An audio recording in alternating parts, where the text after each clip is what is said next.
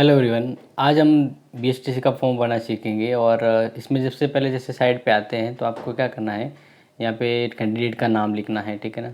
आपको कैंडिडेट का नाम यहाँ पे सही से लिखना है, क्योंकि ये first middle and last name में लिखना है जो नाम है, और 10th के अकॉर्डिंग वो लिखिए। इसके बाद आपको डेट ऑफ बर्थ सेलेक्ट करनी है, तो उसमें सबसे पहले ईयर सेलेक्ट कर लीजिए।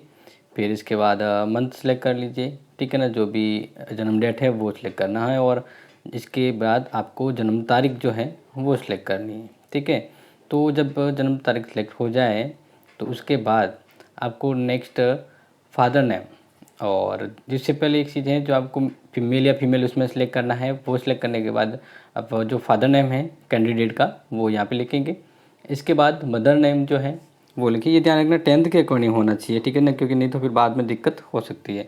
फिर यहाँ पे ईमेल आईडी लिखिए। अब यहाँ पे ये ध्यान रखना है कि ईमेल आईडी एक्टिव होनी चाहिए, क्योंकि इसी ईमेल आईडी पे वेरिफिकेशन कोड भी आता है, वो ये ध्यान रखिएगा। आप यहाँ पे आपको सही आईडी लिखनी है। इसके बाद नेक्स्ट यहाँ पे आपको क्या करना है, जब ये आप ईमेल आईडी लिख दें, ईमेल आईडी लिखने के बाद आप जब नेक्स्ट ऑप्शन में आएंगे, यहाँ पे पासवर्ड अच्छे से सिलेक्ट करना है। अब पासवर्ड यहाँ पे आपको ध्यान रखना है, एक वर्ड कैपिटल, बाकी एक सिंबॉलिक लिखना है, और ऐसा नहीं। मैं आपको यहाँ पे जो जिस तरह का एग्जांपल बता रहा हूँ उस तरह का आपको पासवर्ड बनाना है, और उसको रिकन्फर्म भी करना है, क्योंकि जब आप कभी वापस प्रिंट आउट ले या चेक करें तो पासवर्ड जरूरत पड़ेगी, वापस लॉगिन करना पड़ेगा, इसलिए। अब यहाँ पे आप ध्यान रखिए, अपने जो मोबाइल नंबर है वो यहाँ पे ज़रूर मेंशन करें, क्योंकि ये बहुत ज़रूरी है। जो कैंडिडेट के मोबाइल नंबर है वो यहाँ पे सही से एक बार वहाँ पे चेक करना है और सही से लिख दीजिए।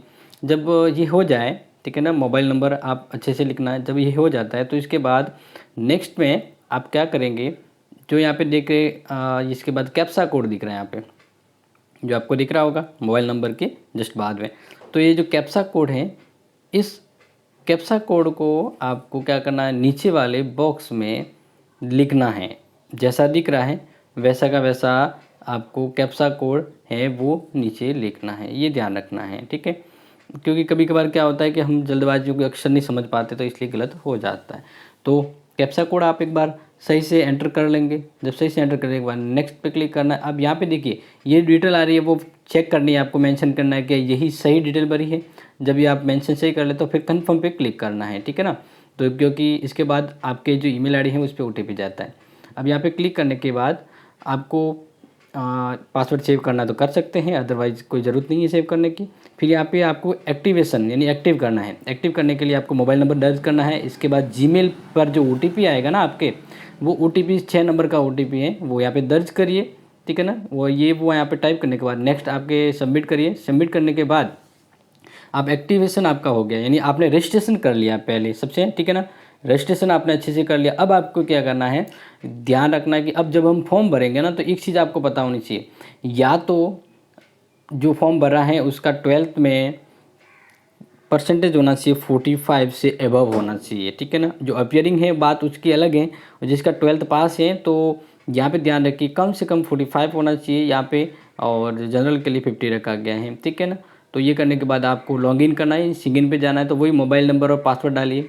ये मोबाइल नंबर और पासवर्ड डालने के बाद आपने जो पहले एक्टिव किया था ना जो आपकी प्रोफाइल, वो यहाँ पे खुल जाएगी। जब खुलने के बाद आपको सिलेक्ट करना है प्रोग्राम, कौन सा प्रोग्राम आप सिलेक्ट करेंगे, तो यहाँ पे लिखा हुआ है, ठीक है ना, प्री DLDD। तो यहाँ पे करने के बाद आगे बढ़ना है। अब इस पर यहाँ पे आपको क्या करना है, ओके करना है बॉक्स पे, और नेक्स्ट जाएंगे तब आपके सामने ये पेज आएगा। अब देखिए आप लॉगिन हो गए। ठीक है ना, इसके बाद यहाँ पे ज़रूरी है आपको समझना, तो यहाँ पे देखो साइड में जो सभी कॉलम दिख रहे हैं आपको यहाँ पे, तो ये 1 बाय 1 आपको सभी स्टेप भरने हैं, और यहाँ पे इस तरफ आपको चेक भी करना है कि आपका फॉर्म भरा है या नहीं भरा गया है।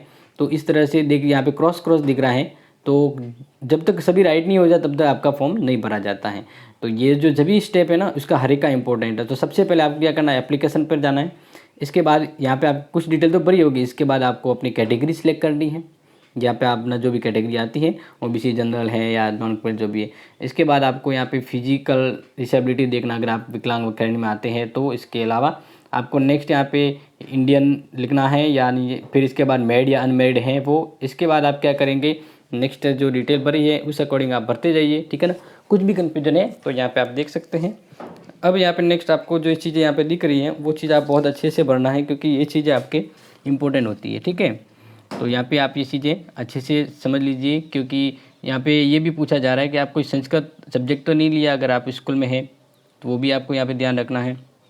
और जो जो चीज़ें आपको यहाँ पे पूछी जा रही हैं वो चीज़ें एकदम सही होनी चाहिए, ठीक है ना। तो अगर आप कोई चीज़ सिलेक्ट नहीं है तो उसमें नो कर लीजिए। और इसके बाद आपकी क्वालिफिकेशन है वो सिलेक्ट करना है, अगर आप पास है नहीं है तो वो बहुत इंपॉर्टेंट है। अपीयरिंग है तो अपीयरिंग कर लीजिए, और 12th में अगर आपकी संस्कृति अगर नहीं है तो नो कर लीजिए, ठीक है। और इसके बाद नेक्स्ट आपको ये जो चीज़ें जिस तरह से मेंशन हो रही है उसमें आपको भरते जाना है। और नेक्स्ट आपको अपनी डिस्ट्रिक्ट सेलेक्ट करनी है, ठीक है ना। बोनाफाइड जैसे आप जालोर से हैं या जहाँ बेस भी हैं वो सेलेक्ट कर लीजिए। इसके बाद आपको अपना एड्रेस है वो अच्छे से फिल करना है। एड्रेस वही लिखिए जो आपका परमानेंट एड्रेस है। वैसे तो दोनों अलग अलग होते हैं, एक परमानेंट होगा एक टेम्प्रेरी वाला होता है। तो अगर जिसका एड्रेस सही है, सेम है, परमानेंट है, तो दोनों में वही सिलेक्ट कर एक बेग कर दीजिए। आप पूरी एंट्री लिखना है आपको। और फिर क्या करना है कि जब नेक्स्ट पे आए तो आपको वो बॉक्स पे क्लिक करना है। तो फ़िलहाल आप अपना एड्रेस सही से करना है, जैसे जो भी विलेज वगैरह है एक बार सही से लिख दीजिएगा, ठीक है ना। और पोस्ट ऑफिस, आपका जो नियर पोस्ट ऑफिस है वो पोस्ट ऑफिस यहाँ पे लिखना है, क्योंकि हो सकता है कि डाक से संपर्क किया जाए अगर सिलेक्शन मतलब नंबर आता है कुछ भी चीज़ हो, तो ये डिटेल ज़रूरी होती है। इसके बाद जब आप नेक्स्ट करें आगे तो अपना स्टेट सेलेक्ट करना है। तो राजस्थान से है तो राजस्थान सेलेक्ट कर लीजिए। जब आप एक बार राजस्थान सेलेक्ट कर लें, ठीक है ना, इसके बाद नेक्स्ट आपको डिस्ट्रिक्ट सेलेक्ट करना है। आपकी जो डिस्ट्रिक्ट है वो डिस्ट्रिक्ट सेलेक्ट कर लीजिए। इसके बाद आप अपने पिन नंबर है वो पिन नंबर यहाँ पे टाइप कर लीजिए। जब पिन नंबर टाइप कर ले इसके बाद आपको क्या करना है, आपने खुद के नंबर तो दिए हुए हैं, अब आपको यहाँ पे ध्यान रखना है खुद के नंबर दिए ना, इसके अलावा दूसरे नंबर यहाँ पे देने, जैसे कि मदर फादर या कोई किसी के नंबर है, ताकि आपके कभी बंद हो जाए तो उसमें कांटेक्ट हो सके। ये चीज़ आप ध्यान रखिएगा, नंबर सही से होना चाहिए। इसके बाद अगर आपने वो एड्रेस पहले सही भरा है, ठीक है ना, चेक कर लीजिए। और यही अगर आपका परमानेंट एड्रेस और वर्तमान एड्रेस दोनों एक ही है, ठीक है ना, एक बार चेक करना है कि दोनों अगर एक ही हैं तो दिक्कत वाली बात नहीं है। अगर नहीं है तो थोड़ा वापस इसको सुधार लीजिएगा, क्योंकि आपका दोनों सेम होना चाहिए। मतलब परमानेंट करने के लिए आपको क्या करना है, ये जो बॉक्स है इस पर क्लिक करना है तो पूरी डिटेल सेम टू सेम आ जाएगी, ठीक है। नेक्स्ट यहाँ पे आपको सेव एंड प्रोसेस पे क्लिक करना है। जब ये करेंगे इसके बाद यहाँ पे आपको फ़ोटो, सिग्नेचर और अंगूठा है ना, वो किसी कागज़ पे आप लगा के उसका फ़ोटो है अपलोड करना है। सभी ध्यान रखें इन सभी के साइज़ 100 से कम है, यानी 100 KB से कम। जब एक बार ये सभी सिलेक्ट कर ली जाए, सभी हो जाए ओके, तो नेक्स्ट आपको तीनों करना है, ठीक है ना, अंगूठे वाला भी करना है, ये भी ध्यान रखें। ये सब हो जाने के बाद आपको सेव एंड प्रोसेस पे क्लिक करना है, ये मत भूलिएगा। लेकिन ये तीन सभी है 100 KB से कम होना चाहिए। इसके बाद नेक्स्ट पे जाएंगे। अब यहाँ पे आपको अपनी क्वालिफिकेशन डिटेल यानी 10th और 12th की डिटेल सही सही से फिल करनी है। बोर्ड सेलेक्ट करना है, रोल नंबर और नंबर वगैरह सभी वो करने के बाद आपको सेव एंड नेक्स्ट पे जाना है। यहाँ पे कंफर्म क्या पूछ रहा है, क्या ओके है, सही है तो ओके कर लीजिए। अब आगे आ जाइए। अब आपको यहाँ पे ध्यान रखना है कि आपको संस्कृत के लिए भरना है, जनरल वर्ग के भरना है, दोनों भरना है। यानी ऑप्शन होता है आपके संस्कृत विभाग या किससे भरना चाहते हैं या जनरल से। इसके बाद नेक्स्ट में यहाँ पे आपको क्या करना है, अपने एग्ज़ाम सिटी सेंटर। तो पहला तो आप अपना खुद का सिटी भर लीजिए, दूसरा वो नियर बाय सिटी भर लीजिए जहाँ पर आपको क्या करना है, अपने एग्ज़ाम को लेकर। मान लीजिए आपने पहला जो सेंटर भरा वहाँ पे नंबर नहीं आता, तो दूसरा वो डिस्ट्रिक्ट सेलेक्ट कीजिए जो आपके नज़दीक पड़ता है, क्योंकि ये एग्ज़ाम सेंटर के लिए है। ये हो जाने के बाद सेव एंड प्रोसेस पे करना है। अब यहाँ पे पूरा प्रीव्यू आएगा, यानी आपने जो फॉर्म भरा है ना उसको बहुत अच्छे से बारीकी से एक बार देख लीजिएगा, क्योंकि यहाँ पर देखने के बाद एक बार आपको ज़रूर मौका मिलेगा। अगर आपने कुछ भी गलत किया है तो नीचे नीचे जाके आपको बैक वाला ऑप्शन भी मिलता है, जहाँ पे आपकी कुछ गलतियाँ हैं तो उस गलतियों को ठीक कर सकते हैं। और यही वो मौका है जब आपकी कोई गलती है तो उसको सुधार लीजिएगा, क्योंकि इसके बाद अगर हम आगे बढ़ें तो फिर आपकी किसी भी इस एप्लीकेशन में गलतियों को नहीं सुधारा जा सकता है। तो ये बहुत अच्छे से बारीकी से आपको समझना है और सही से हर डिटेल को एक बार चेक करना है। जब ये हो जाए तब आपको क्या करना है, इसके बाद नेक्स्ट आपको नेक्स्ट वाला जो प्रोसेस है उस पर जाकर यानी नीचे स्लाइड करने के बाद वहाँ पे जाके आपको क्या करना है, ओके करना है, ठीक है।